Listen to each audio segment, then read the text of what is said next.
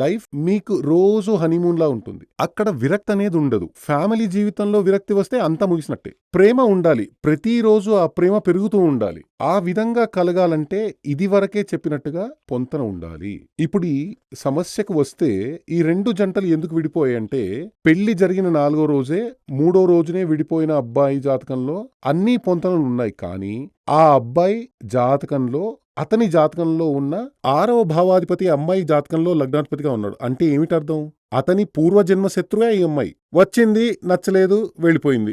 అదే విధంగా ఫస్ట్లో లెటర్ పంపిన మహిళ జాతకం పంపలేదు కాబట్టి దాని గురించి నాకు తెలియదు. దాదాపుగా అది కూడా ఇలాగే ఉండొచ్చు. అంటే ఎవరైతే డివోర్స్ వరకు వెళ్తున్నారో, ఎవరెవరో ఈ కోర్టు కేసు అని తిరుగుతున్నారో వాళ్ళందరి జాతకంలో ఇదివరకే చెప్పినట్టుగా పొంతన ఉండే అవకాశం లేదు. పాత రోజుల్లో చూస్తే జ్యోతిషం చదివిన ఆచార్యులందరూ ఇవన్నీ చూసి పొంతన నిర్ణయిస్తారు.